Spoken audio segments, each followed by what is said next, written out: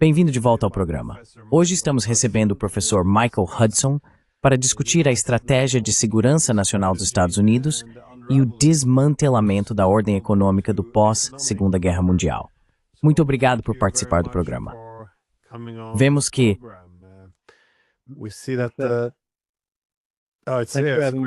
Obrigado por me receber de volta. Desculpe.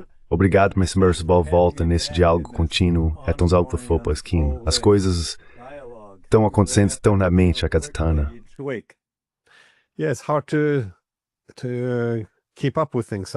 É difícil acompanhar as coisas. Eu sempre digo que na academia, passamos muito pouco tempo acompanhando os acontecimentos atuais.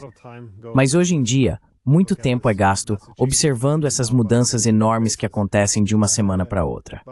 Costumamos ver que o discurso político tende a se concentrar, acho que de forma excessiva, em indivíduos. Então, quando olhamos para o desmantelamento do Ocidente político e também das estruturas econômicas da ordem hegemônica, isso costuma ser atribuído à personalidade de Trump. No entanto, há um fenômeno muito maior em jogo aqui, sobre o qual pessoas como você vêm falando há bastante tempo. Os blocos fundamentais dessa ordem econômica estão sendo minados. Achei que um bom ponto de partida seria ouvir sua opinião sobre como você interpreta essa nova estratégia de segurança nacional, sob uma perspectiva, digamos, um tanto econômica.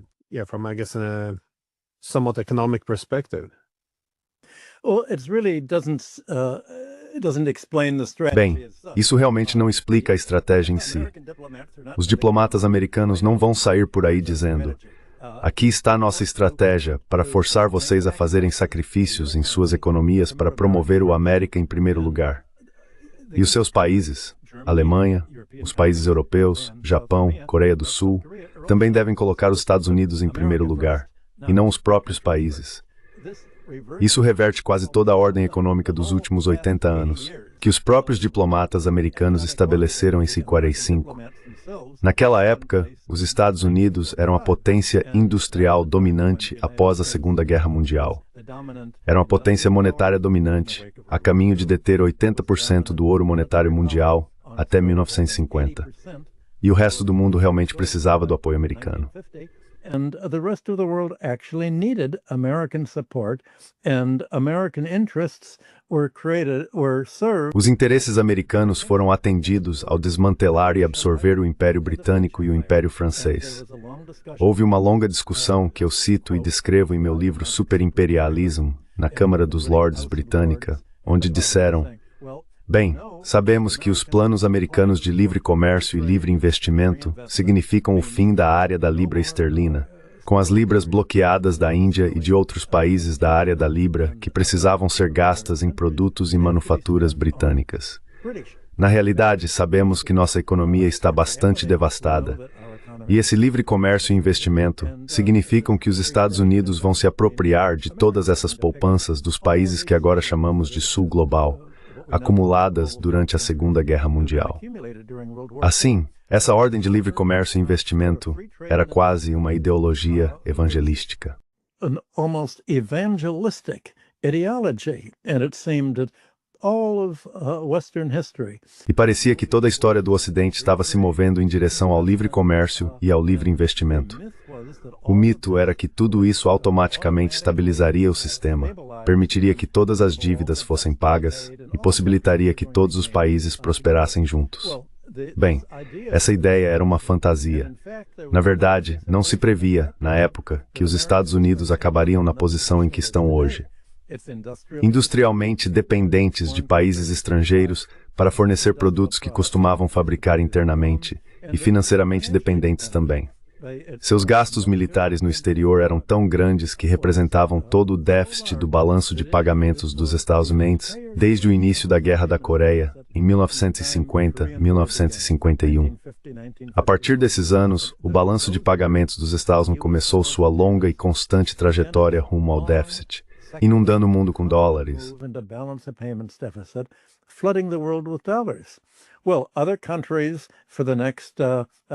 Bem, outros países, nas décadas seguintes, usaram esses dólares para acumular reservas.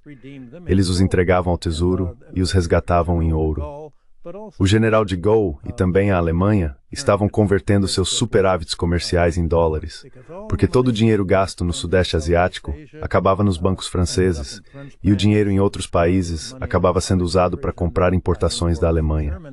No Chase Manhattan Bank, onde trabalhei na década de 1960 como economista de balanço de pagamentos, costumávamos nos reunir toda sexta-feira para analisar o relatório do Federal Reserve sobre a cobertura em ouro, quanto ouro estávamos perdendo e quanto era legalmente exigido para respaldar a moeda em papel.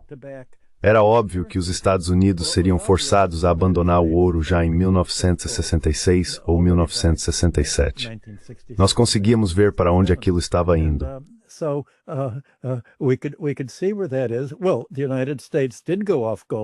Bem, os Estados Unidos realmente abandonaram o padrão ouro, e quando o fizeram, criaram um sistema em que se os bancos centrais estrangeiros não podiam trocar seus dólares por ouro, o que fariam com eles? Havia muito pouco que pudessem fazer, exceto ceder à pressão dos diplomatas norte-americanos para comprar títulos do Tesouro dos... Assim, na prática, eles estavam reciclando todos os dólares que os Estados Unidos gastavam em operações militares, por bases e guerras ao redor do mundo. Todo esse dinheiro era reciclado de volta para os Estados Unidos para financiar seu déficit comercial e de balanço de pagamentos, o que permitia ao governo continuar gastando no exterior às custas de outros países.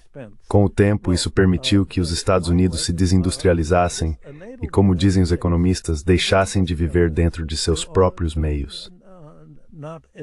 Economists say live within its means, and the result is that the national. O resultado é que o Relatório de Segurança Nacional reconhece que o tipo de livre comércio, livre investimento e soberania igual entre as nações, todo o conjunto de princípios sobre os quais as Nações Unidas foram fundadas em 1945, não serve mais aos interesses americanos.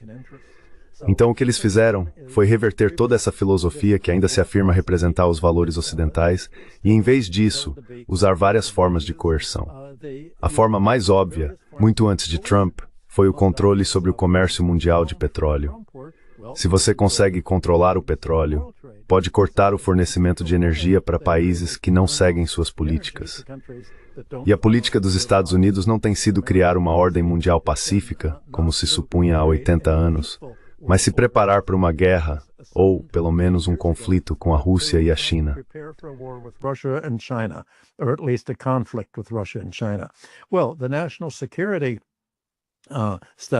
Bem, o estudo de segurança nacional não vai simplesmente dizer queremos controlar o petróleo para cortar sua energia e fazê-lo sofrer como a Alemanha se você não seguir as regras do America First que estamos estabelecendo. Os Estados Unidos também querem monopolizar a tecnologia da informação. Toda a revolução dos computadores, os chips, toda a mídia, as redes sociais, querem monopólio sobre tudo isso. E isso significa que não querem que a Europa imponha impostos sobre as empresas americanas que operam lá. Querem privilégios especiais que nenhum outro país tem. Então os americanos dizem, bem, se não pudermos mais nos sustentar industrial ou financeiramente, então outros países terão que nos sustentar. Industrially or financially, then other countries have to support us. How are we going to get other countries to support us? Como vamos conseguir que outros países nos apoiem? Esse é o verdadeiro problema. E o que não é reconhecido é a suposição mais problemática que sustenta todo esse relatório de segurança nacional. A ideia é que, de alguma forma, se os Estados Unidos conseguirem impor um sistema coercitivo de comércio, investimento e finanças a outros países, eles transferirão suas indústrias da Alemanha, França, Coreia e Japão para os Estados Unidos. E esses países, de alguma forma, estarão dispostos a reindustrializar a América. Nada disso leva em conta porque os Estados Unidos se desindustrializaram em primeiro lugar.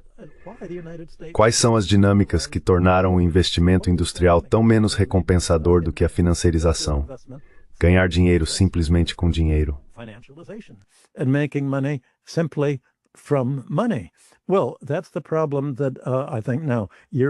Bem, esse é o problema que acho que a Europa e a Ásia estão enfrentando agora.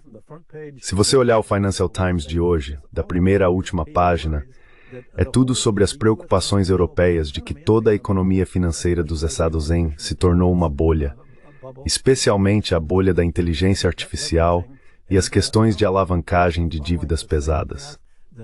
Donald Trump está seguindo o mesmo caminho que Margaret Thatcher e Ronald Reagan seguiram depois de 1980. Desregulamentar a economia, eliminar todas as regras que protegem investidores e consumidores e transformar tudo em um vale-tudo. Bem, acho que a maioria dos gestores de fundos que conheço e os CEOs com quem converso dizem que há uma grande crise se formando. Como você vai se preparar para isso?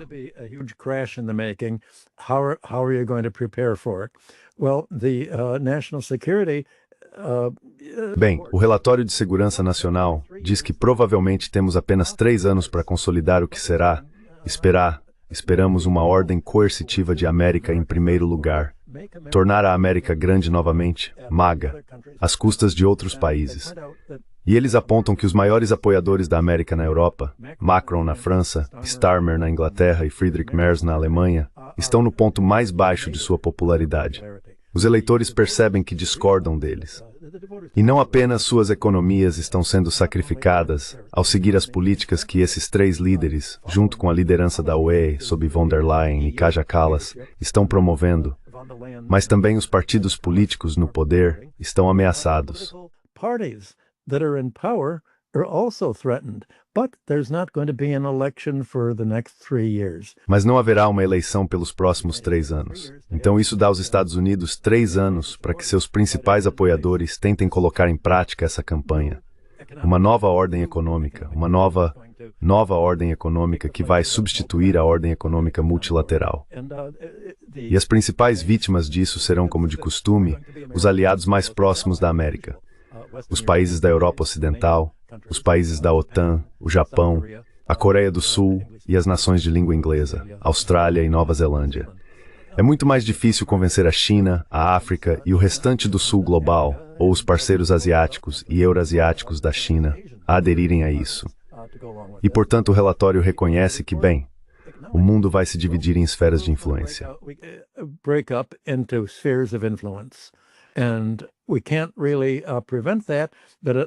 E nós realmente não podemos evitar isso, mas pelo menos podemos garantir o controle dos Estados Unidos sobre a América Latina. É por isso que você vê Donald Trump dizendo que, apesar dos investimentos da China na Venezuela e no Brasil, a América Latina é nosso território. Esses são nossos cleptocratas, nossas oligarquias clientes no poder, nossas ditaduras militares, e não vamos deixar vocês entrarem. Mas aparentemente eles dizem, tudo bem, a China tem sua esfera de influência junto com a Rússia e a Eurásia e está tentando encaixar o Japão nesse grupo de 5. Os Estados Unidos, seu satélite da Europa Ocidental. A Europa Ocidental é um satélite. Rússia, China, então são 4. Mas os Estados Unidos querem a maioria, então tem o Japão, que sempre vota com os Estados Unidos. That always votes with the United States. It's another satellite, and this is. É outro satélite. E isso é bastante fictício, porque China e Rússia imediatamente dizem, espere um minuto, vocês querem que fiquemos fora da América Latina apesar dos nossos investimentos lá? Apesar do fato de que a China está comprando soja brasileira para não precisar depender das exportações de soja dos Estados Unidos e da capacidade dos Estados Unidos de transformar seu comércio exterior em arma, de dizer, podemos interromper nosso comércio de soja e fazer vocês passarem fome se adotarem políticas com as quais não concordamos. Os Estados Unidos não estão ficando fora da Eurásia, não estão ficando fora da Europa, transformaram a Europa da OTAN em um satélite, não estão ficando fora da Ásia, estão tentando cercar a China com as Filipinas e outros, pressionando Taiwan e o Japão. Pressing Taiwan, Japan, it's trying to make a ring. Está tentando fortalecer os acordos do Quad, junto com a Austrália, para, de certa forma, cercar a China. Mas para Trump, a doutrina Monroe significa que vocês devem ficar fora da América do Sul, enquanto nós não ficaremos fora do seu território. Então, na verdade, isso significa que os Estados Unidos podem, de alguma forma, manter seu status único como a potência unipolar que domina o mundo inteiro. Bem, isso é uma fantasia, e o relatório de segurança nacional não vai dizer que é uma fantasia. Eles simplesmente se concentram no fato de que a Europa tem sua própria fantasia. a de que de alguma forma pode ser um ator independente em tudo isso. Actor in all of this, and it can make an independent. E pode tomar uma decisão independente de gastar todo o seu excedente econômico planejando uma guerra com a Rússia, o que é inconcebível, porque a Rússia ou qualquer outro país não poderiam invadir a Europa ou um vizinho no mundo de hoje, onde as guerras são travadas com bombas e drones, sem infantaria. E sem infantaria, você nunca vai ocupar um país e tomá-lo. Só é possível fazer isso de forma sorrateira, apoiando as campanhas de políticos leais a você.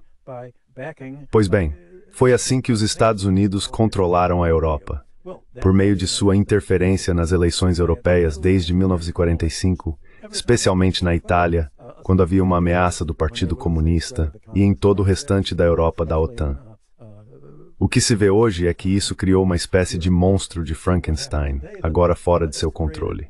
A kind of Frankenstein monster out of its control. And here E aqui os fantoches colocados no poder são eleitos, mas os fantoches estão no piloto automático. Guerra com a Rússia. Guerra com a Rússia.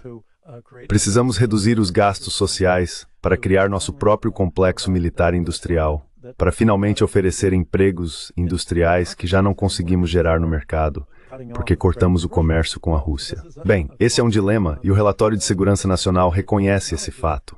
Essencialmente, pode-se dizer que ele se destina em grande parte à Europa, porque os outros países do mundo, as outras regiões, já estão basicamente definidos na direção que estão seguindo.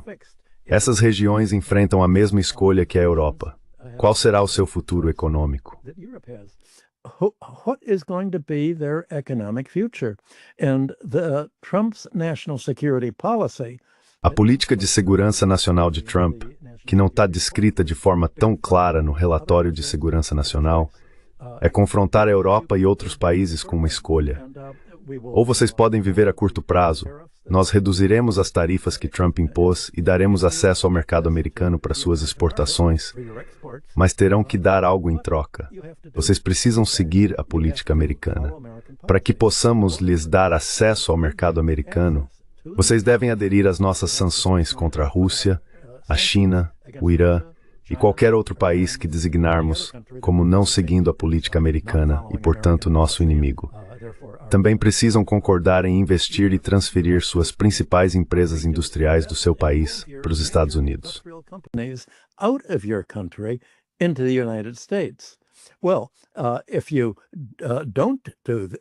Bem, se você não fizer isso, então enfrentará desemprego, desindustrialização e demissões.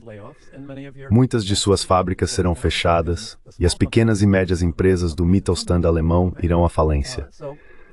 Portanto, a questão para a Europa é: vale a pena evitar essa perturbação de curto prazo no comércio exterior para viver com a realidade de longo prazo de que a China, a Rússia e seus vizinhos eurasiáticos da iniciativa Cinturão e Rota são as economias que mais crescem no mundo? Se a Europa, que é realmente o ponto central disso, vincular seu destino aos Estados Unidos, transferindo sua indústria para lá e investindo suas economias nos Estados Unidos, então terá de abrir mão das relações econômicas, comerciais e de investimento com a China, a Rússia e a maioria global.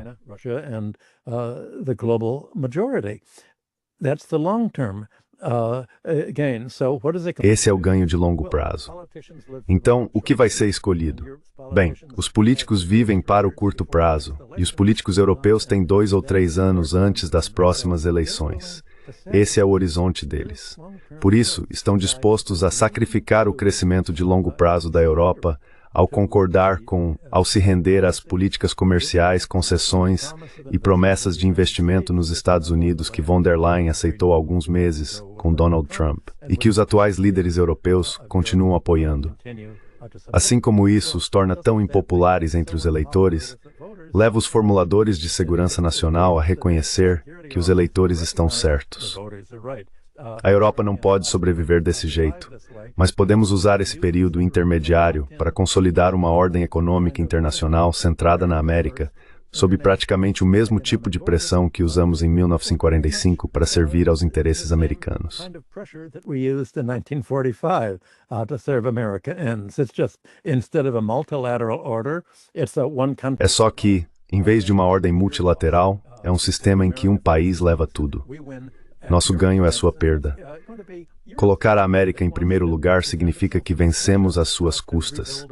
E isso será às custas da Europa, se ela quiser se defender da Rússia e reconstruir seu complexo militar industrial. Bem, esse é o problema dela. A América está lavando as mãos disso. A esperança do relatório de segurança nacional é que, de alguma forma, consiga persuadir a Rússia a suspender as sanções contra ela, para fazer um tipo de investimento dos Estados Unidos na Rússia. Quero dizer, o ideal é fazer com a Rússia novamente o que os americanos fizeram nos anos 1990, sob Boris Yeltsin.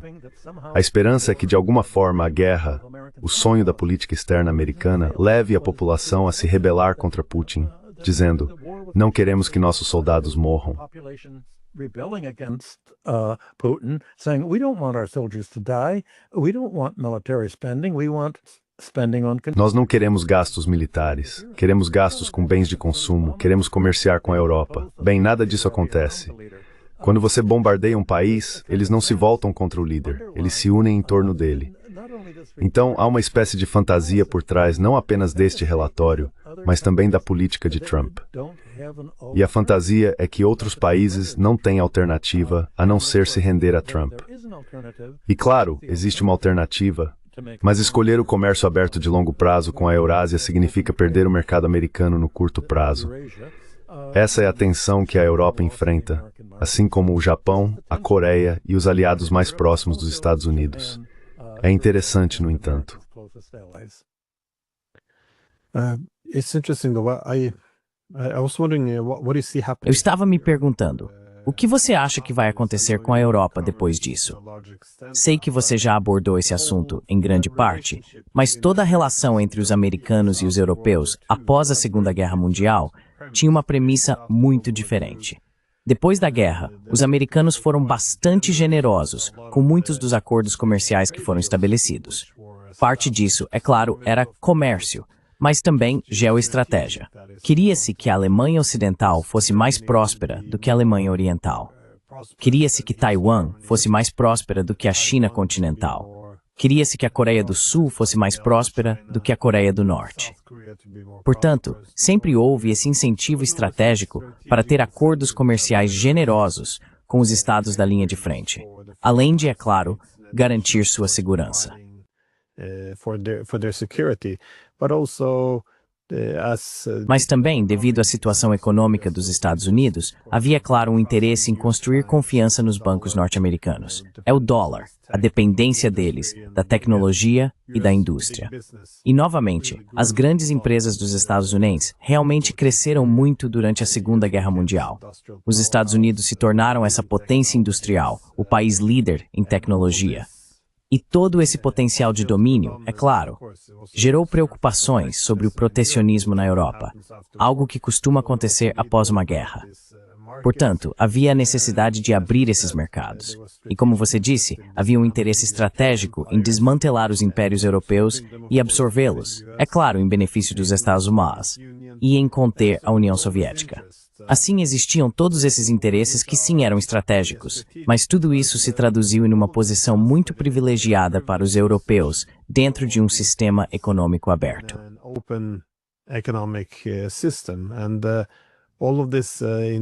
E tudo isso na Europa, em vez de olharmos para as razões estratégicas pelas quais isso aconteceu, acabamos formando uma espécie de ideologia das democracias liberais unidas, transcendendo a anarquia internacional.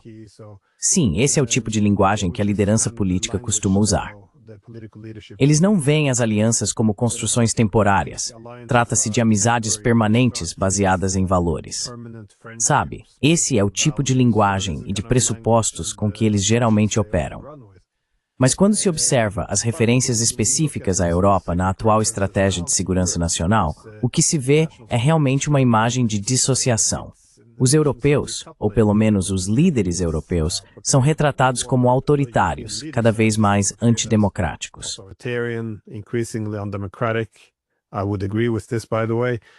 Eu concordaria com isso, aliás. O declínio econômico. Difícil discordar disso também. E, além disso, uma postura muito irracional em relação à Ucrânia. Dá para ver isso na linguagem agora. Parece que nossos líderes na Europa estão encenando a Segunda Guerra Mundial, partindo do pressuposto de que se você puder derrotar a Rússia, é como derrotar a Alemanha nazista, e que isso de alguma forma inaugurará uma nova era dourada para a Europa, ou algo do tipo. Você vê até o líder alemão agora comparando Putin a Hitler. Ele argumenta que a Rússia não vai parar, que precisamos detê-lo, que esse é o principal objetivo. Ou seja, isso enquadra ações ofensivas contra a Rússia como algo defensivo. Então não, é como se as regras tivessem desaparecido, ao que parece.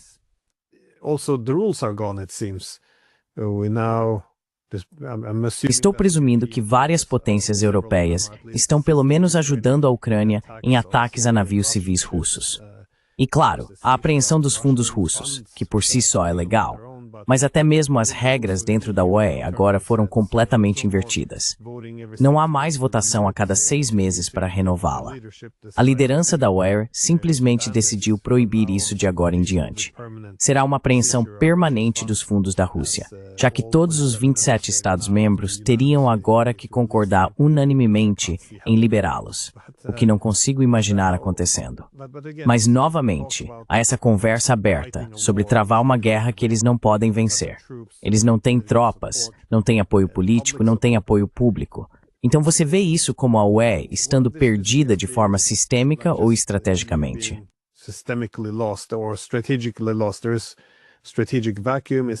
Há um vácuo estratégico. Será que é porque não há um novo lugar, um papel econômico no novo mundo? Ou é apenas a velha e boa russofobia? Como você entende isso? Porque todas as coisas que definiram a UE nos últimos anos, essa potência econômica, a boa governança, a escolha da diplomacia em vez da guerra, e o mais importante de tudo, o fato de ser baseada em regras, agora foram deixadas de lado. Quero dizer, como você entende isso? E o que isso significa para a relação da Europa com os Estados Unidos, mesmo depois que Trump se for? Desculpe, foi uma pergunta bem longa, mas... Sorry, that was a very long question, but... Well, you're right to bring up World War II as remaining... Bem, você tem razão em mencionar a Segunda Guerra Mundial como ponto-chave. Os Estados Unidos estão conduzindo o mundo a refazer a Segunda Guerra Mundial.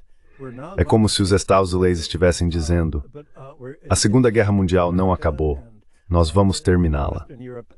Mas em vez de a América e a Europa Ocidental estarem aliadas à Rússia, agora estamos nos alinhando com a Alemanha nazista.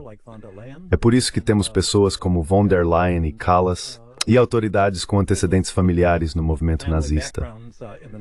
Basicamente, os Estados Unidos estão agindo como os nazistas estivessem certos em querer entrar em guerra contra a Europa. E como se o Japão tivesse certo em querer invadir a China com Nanking. Invade China, and with the Nanking massacre, the Nazis were right in hating. Os nazistas estavam errados em odiar os falantes de russo e a população eslava, vendo-os geneticamente como sub-humanos. Os japoneses também estavam errados em tratar os chineses como racialmente inferiores e atacá-los. É por isso que estamos apoiando na Ucrânia o governo neonazista que continuamos a sustentar logo após a Segunda Guerra Mundial e mantivemos influente com sua filosofia racista e nazista. Também por isso, no Japão, MacArthur encontrou uma forma de se opor ao nascente movimento socialista, trabalhando com gangues criminosas para combater os socialistas e instalar líderes direitistas fantoches. Assim, neste momento, há uma líder japonesa intensamente combativa se preparando para uma guerra com a China. Leader in Japan preparing for a war with China. The United States is trying to promote Taiwan. Os Estados Unidos estão tentando pressionar Taiwan a lutar até o último taiwanês contra a China, assim como o Japão está sendo pressionado a lutar até o último japonês, ameaçando conflito sobre ilhas no Mar do Sul da China e posicionando armas e mísseis americanos lá, o que levará a China a se defender por meio de uma tomada de controle. Assim, os Estados Unidos estão basicamente assumindo a posição da Alemanha nazista ao criar uma nova aliança de estilo nazista. Europa Ocidental, Ucrânia, Japão e, com sorte, elementos em Taiwan e outros países. Da mesma forma que antes usaram a Argentina e outras ditaduras militares de direita na América Latina. E o resto do mundo parece cego ao fato de que a Terceira Guerra Mundial não será travada da mesma forma que a Segunda Guerra Mundial foi. Is not going to be fought in the same way that World War II was.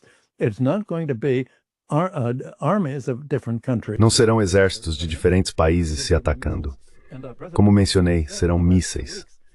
E o presidente Putin disse nas últimas semanas que toda a ficção da esperança de Trump por um cessar-fogo ou um acordo entre a Ucrânia e a Rússia. Putin disse que nossa luta não é com a Ucrânia, é com a Europa Ocidental. A Ucrânia é apenas a arena, o campo de batalha da luta dos partidos europeus de direita. O Partido Trabalhista Britânico sob Starmer, orwelliano, um nome de duplo pensar, os democratas cristãos de Merz e o partido de Macron, que ele começou como socialista e depois transformou em seu próprio partido em 2016. Esses são os líderes unindo nessa nova guerra. Joining in this new war, and if it's really these three. E se forem realmente esses três países que estão fornecendo armas à Ucrânia, organizando seus ataques contra o transporte clandestino de petróleo russo e mirando, junto com os americanos e seus aliados, os mísseis enviados da Ucrânia para a Rússia a fim de atacar suas refinarias de petróleo e interromper sua produção. Então, disse Putin, percebemos que, embora esses mísseis venham da Ucrânia, na verdade não é a Ucrânia que está fazendo isso. A Ucrânia é um governo fantoche, instalado pelos Estados Unidos em Maidan em 2014, e agora é abastecida com armas em grande parte pela Europa. Retaliaremos contra os países que nos enviam esses mísseis e que estão nos atacando. Missiles to us and that are attacking us, and so the fight in Ukraine is essentially. Então a luta na Ucrânia é essencialmente a fase inicial de algo como a Segunda Guerra Mundial. Putin disse: vamos começar bombardeando as fábricas que produzem esses mísseis. Vamos bombardear as instalações elétricas, as empresas que fornecem eletricidade para elas, e deixaremos a Europa Ocidental lutar até o último europeu, porque será uma guerra muito curta. Depois dos primeiros dias, realmente não haverá mais nenhum líder europeu com quem negociar, porque não haverá uma Europa viável. E a Europa disse: tudo bem, concordamos com isso, dizendo que achamos que é um blefe. Bem, essa é a questão. A suposição é que a Rússia foi militarmente enfraquecida pela guerra e que está perdendo para a Ucrânia. É isso que o Conselho de Relações Exteriores está dizendo aqui.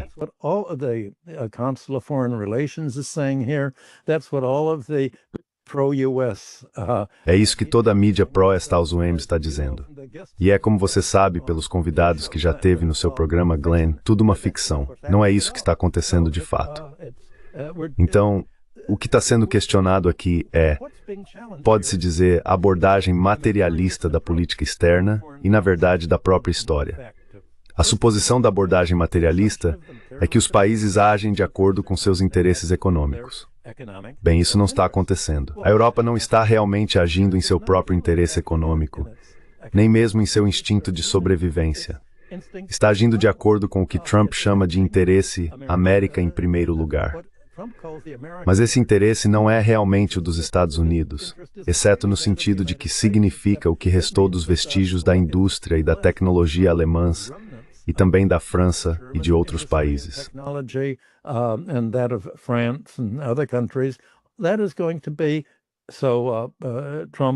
É isso que Trump e sua equipe esperam que aconteça nos Estados Unidos. A Europa vai se esvaziar.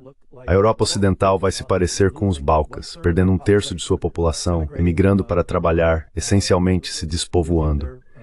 E os letões dizem: bem, o último imigrante em 2035, por favor, apague as luzes do aeroporto ao sair. Esse parece ser o cenário: despovoamento, desindustrialização, desemprego e a desintegração da Europa Ocidental. O fato é que antes que isso realmente aconteça, a própria União Europeia provavelmente vai se desfazer. É isso que está sendo observado, e é por isso que os Estados Unidos, nas últimas semanas, disseram: achamos que Itália, Hungria, República Tcheca e Eslováquia, para começar, deveriam se retirar da União Europeia. Bem, isso já está acontecendo. Well, you're seeing that already. What are they going to do? Where are they going to go? O que eles vão fazer? Para onde eles vão? Você mencionou toda a disputa sobre a confiscação pela Euroclear do equivalente a 250 bilhões de dólares das economias nacionais da Rússia que foram colocadas na Euroclear. A Europa quer dar isso à Ucrânia. Bem, na verdade, não exatamente à Ucrânia. A Europa quer dar isso ao seu próprio complexo militar e industrial para construir fábricas. Ela não pretende que nenhum dinheiro real vá para a Ucrânia, porque tudo seria roubado, como você viu nas últimas semanas com todas as reportagens sobre a Ucrânia.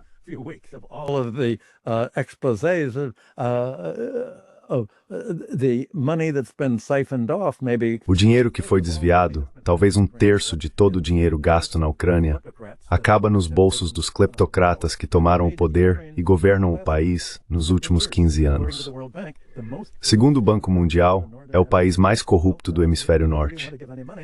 Então eles realmente querem dar dinheiro a esse país claramente corrupto? Bem, não querem. Exceto pelo fato de que muito do dinheiro que dão à Ucrânia é reciclado de volta para os líderes europeus que o aprovaram.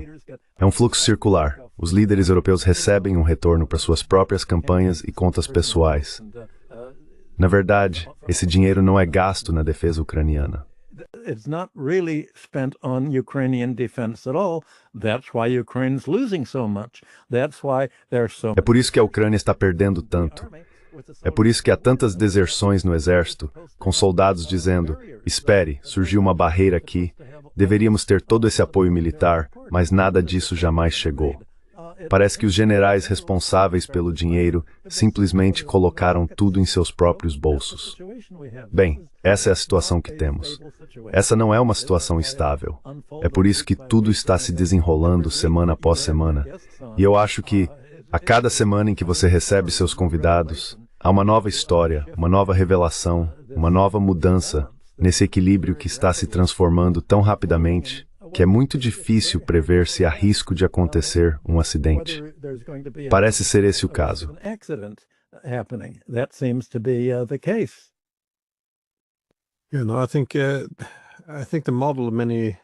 Acho que o modelo que muitas pessoas têm em mente é o de emular a estratégia de equilíbrio offshore britânica e americana.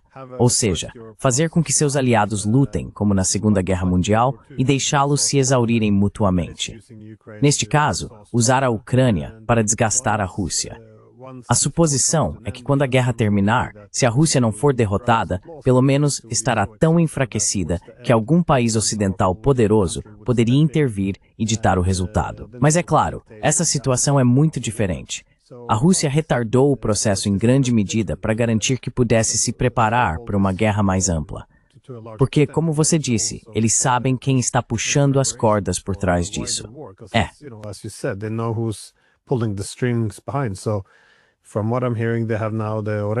Pelo que estou ouvindo, eles agora têm os Oreshniks em produção em massa.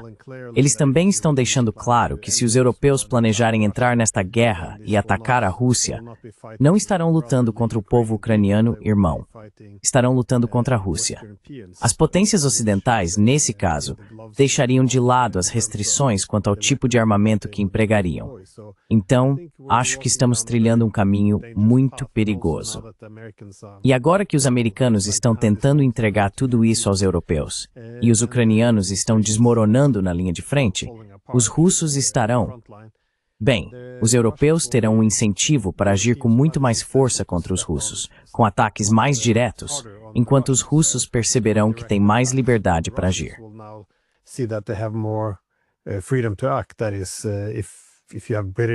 Ou seja, se você tiver tropas, aviões ou drones britânicos ou franceses sobrevoando ao longo do Mar Negro para escolher alvos que devem ser atacados, por que os russos permitiriam isso? Quero dizer, acho que veremos uma postura muito mais dura por parte dos russos. Eles começarão a derrubar essas coisas. E isso está acontecendo justamente quando a UIR também está intensificando sua postura agressiva. Então, acredito que a ilusão de domínio da escalada na Europa vai levar a um desastre, provavelmente mais cedo do que tarde. Você tem alguma consideração final sobre para onde estamos indo além do aspecto econômico? Well, America was not exhausted by World War II. Bem, os Estados Unidos não ficaram exaustos após a Segunda Guerra Mundial. Os Estados Unidos saíram da Segunda Guerra Mundial muito mais fortes, industrial e financeiramente, do que estavam antes da guerra. Mesmo a Alemanha havia aumentado sua indústria durante a Segunda Guerra Mundial. A Rússia, obviamente, tem crescido muito mais rapidamente durante a guerra na Ucrânia do que a Europa da OTAN. Portanto, é pura fantasia dizer que a economia russa está de alguma forma desmoronando. É exatamente o oposto do que está acontecendo. E isso é algo que os militares americanos, o Departamento de Estado e os diplomatas americanos não conseguem admitir. E aqui está o problema. É um problema burocrático nos relatórios de segurança nacional dos Estados Unidos.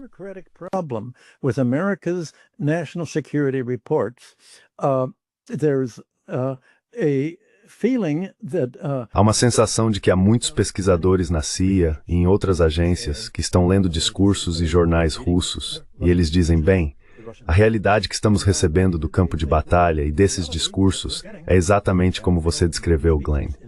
A Rússia está ficando mais forte.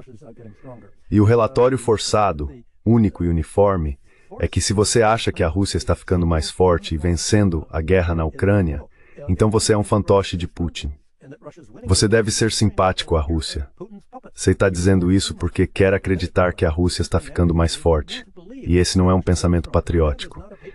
Então, as pessoas que são observadoras baseadas na realidade decidem que com o avanço bloqueado na CIA e sem receptividade à realidade que estão descrevendo, elas vão embora. The reality that they're describing, they leave. Ray McGovern, who used to work for the CIA, has been very... Ray McGovern, que costumava trabalhar para a CIA, tem sido muito claro ao descrever isso. Ou você concorda, ou é do nosso jeito, ou nada feito. Assim, a CIA, o Departamento de Estado e o Pentágono têm uma burocracia de bajuladores que não vão discordar nem apontar as falhas dessa estratégia. E é isso que é tão insano. Não há um diálogo realmente aberto, nem freios e contrapesos. É como se todo mundo acreditasse no que é publicado no New York Times e no Washington Post, a imprensa pró-guerra, anti-Rússia, neoconservadora e neoliberal. Falta compreensão tanto do inimigo quanto de si mesmo.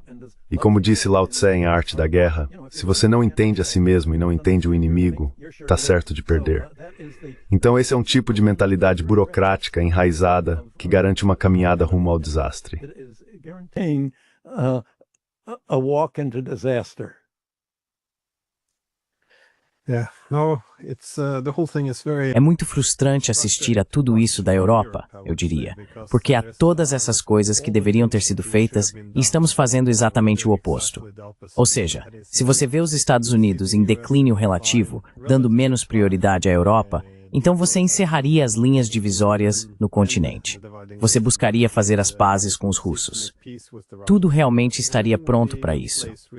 Quero dizer, toda a razão pela qual tivemos que nos separar dos russos e redividir a Europa foi para dar à OTAN um papel mais forte e dominante na era pós-Guerra Fria. Mas agora poderíamos de fato consertar tudo, restaurando as relações com a Rússia e melhorando as relações com a China. Em vez disso, estamos jogando fora todos os outros relacionamentos na esperança de que os Estados Unidos talvez permaneçam, afinal. É incrivelmente frustrante de assistir.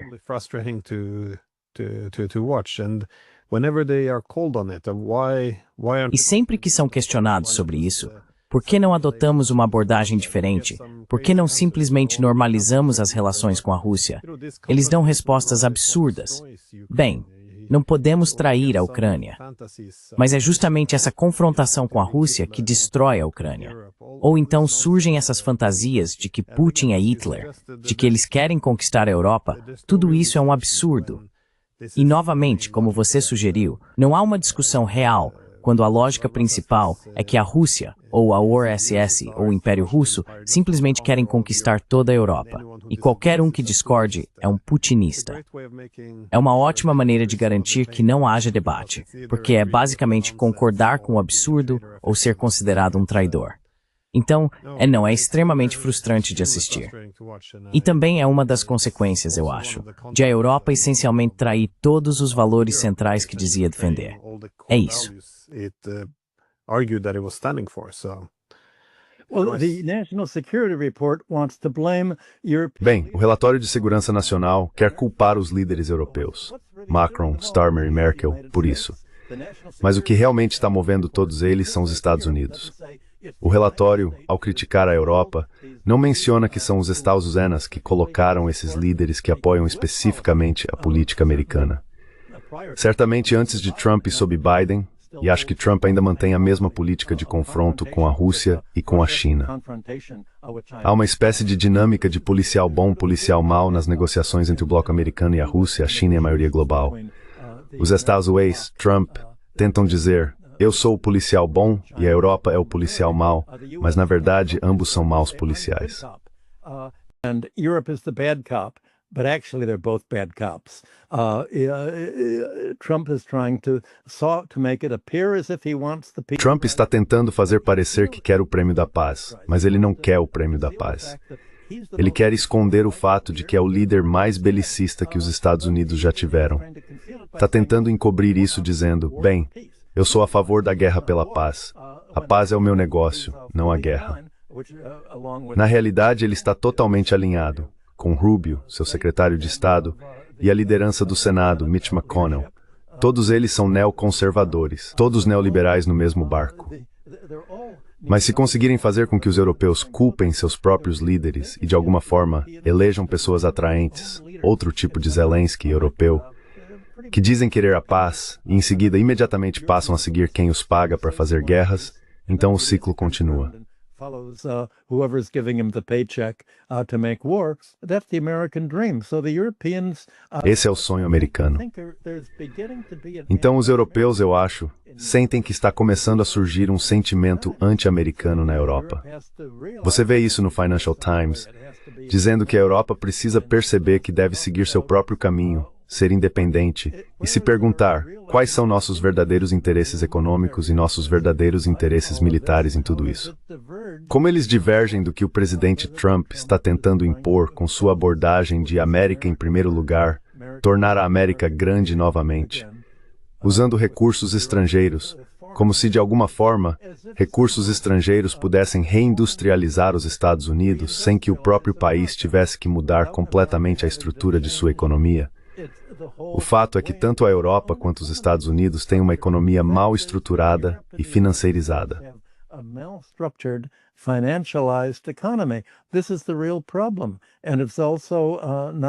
Esse é o verdadeiro problema. E também perdeu seu contexto democrático em relação à economia. Tudo mudou.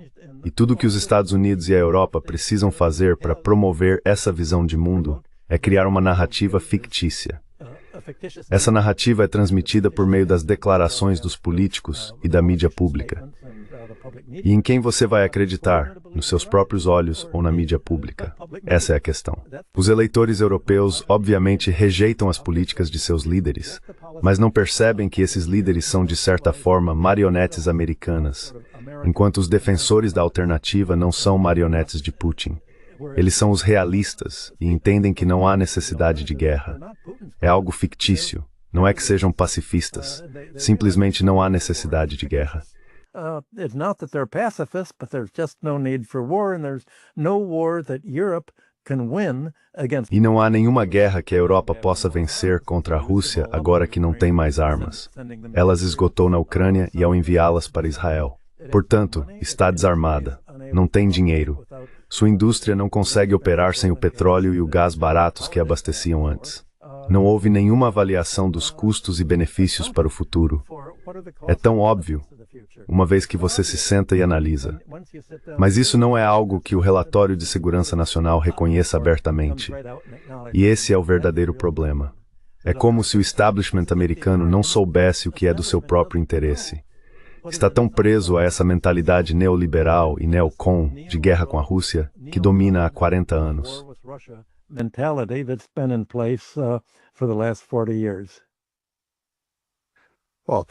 Bem, professor Hudson, muito obrigado pelo seu tempo. Esses são, sim, tempos interessantes. Então, obrigado. So, thank you. Obrigado por me receber, Glenn.